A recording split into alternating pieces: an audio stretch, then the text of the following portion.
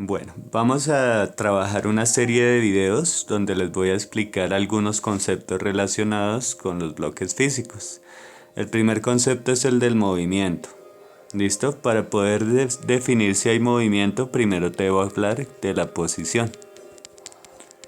Y la posición es la ubicación de un objeto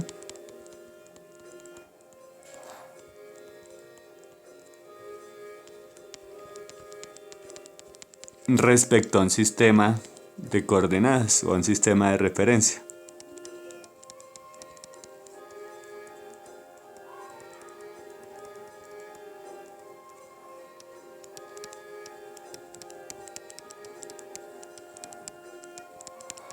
¿Listo? La posición es la ubicación de un objeto respecto a un sistema de referencia. Entonces hagamos una pequeña gráfica. Básicamente aquí voy a tener un sistema de coordenadas Z, Y y por aquí pongamos la X. Y supongamos que hay unas coordenadas que nos dan. Supongamos que aquí tenemos una unidad, dos unidades en X. Aquí en Y tendríamos 1, 2 y 3.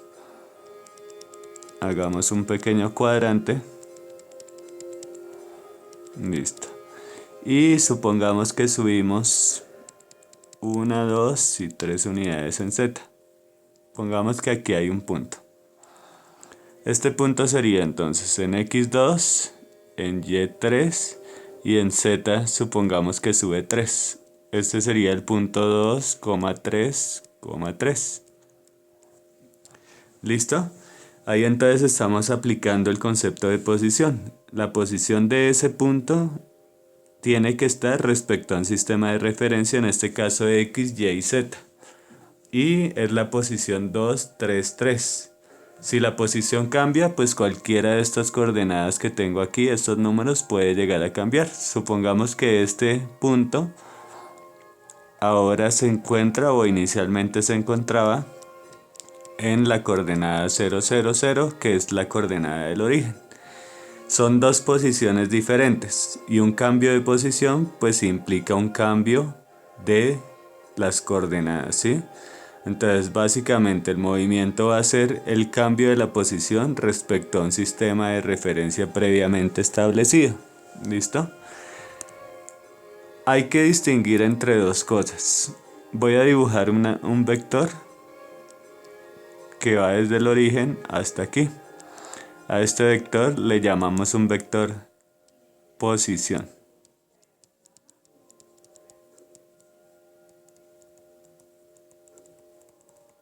¿Listo? Es un vector que nos determina cuál es la posición respecto al origen. Ahora hagamos una distinción que es importante comentarla en este momento. Y es que la trayectoria y el desplazamiento no son la misma cosa. Entonces supongamos aquí la trayectoria. Hay un punto inicial y hay un objeto que se mueve de esta forma hasta llegar a este punto final. Punto final. Y aquí pongamos PI de P inicial. Entonces la trayectoria va a ser todo el recorrido o toda la línea que marca el recorrido de la partícula desde el punto inicial hasta el punto final. Ahora, ¿qué va a ser el desplazamiento?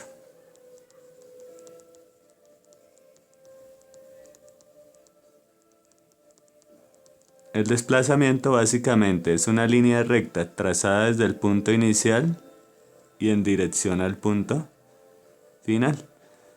A esto le vamos a llamar desplazamiento.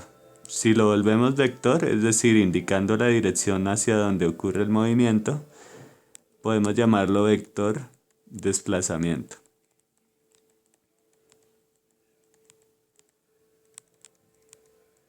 ¿Listo? Entonces, en resumen, el movimiento tiene que ver con la posición. La posición es una ubicación de un objeto respecto a un sistema de referencia. Aquí les presenté un ejemplo donde el punto está en la ubicación 2 en X, 3 en Y y 3 en Z. 2, 3, 3. El vector que está dirigido desde el origen hasta esa ubicación se llama vector posición. También hicimos la distinción de trayectoria, que es el recorrido completo que sigue la partícula desde un punto inicial hasta un punto final, y el desplazamiento, que es la línea recta que une el punto inicial con el punto final, y si le ponemos una dirección, o sea una flecha, le llamamos vector desplazamiento. Ahora comentemos un poco sobre las dos gráficas que tenemos acá. Aquí tenemos dos desplazamientos. ¿Listo? Hay un punto de referencia que aquí le nombran la salida, ¿sí? Y lo tienen, digamos, determinado con respecto al cero. Ahora notamos que el punto 1 donde se encontraba el vehículo inicialmente estaba a 19 metros de la salida, ¿sí? Y esta distancia la adquirió el vehículo en un segundo. Eso es lo que nos está representando la gráfica. O sea que hay un tiempo relacionado y hay una distancia relacionada. Ahora, vayámonos al punto 2. Aquí pasaron 3 segundos más y nos encontramos en el segundo 4. Y la distancia respecto al 0 que está aquí es ahora de 277. ¿Cómo hago yo para saber cuál fue la distancia total que recorrió el vehículo? Pues a la última distancia, o x2, le resto la primera y obtengo que el recorrido total fue de 258 metros.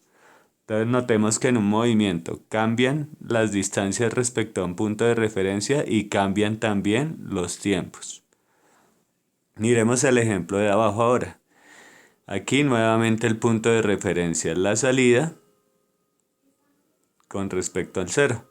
Y notamos que el punto 1 en esta oportunidad está aquí, a 277 metros de la salida. Luego el punto 2 está por este lado y está a 19 metros de la salida. Nuevamente, para hallar la distancia de aquí hasta aquí, hacemos x2 menos x1, es decir, 19 metros menos 277, que nos daría menos 258. Notemos que el signo de esta expresión es diferente a este. ¿Por qué? Porque el movimiento ocurrió en sentido contrario. Y un sentido contrario en física, pues básicamente que lo que implica es un valor negativo. El negativo implica que hay una dirección opuesta o que hay un sentido contrario. Respecto a los tiempos, aquí el tiempo que tenemos es que había pasado 16 segundos desde el momento en el que se inició a ver el punto 1. Y aquí pasaron, en este caso, 9 segundos más para llegar a la posición 2. Y hay cambio otra vez de tiempo y hay cambio otra vez de distancia. Entonces vamos a dejar este fragmento hasta aquí. La idea es que vayamos observando los demás.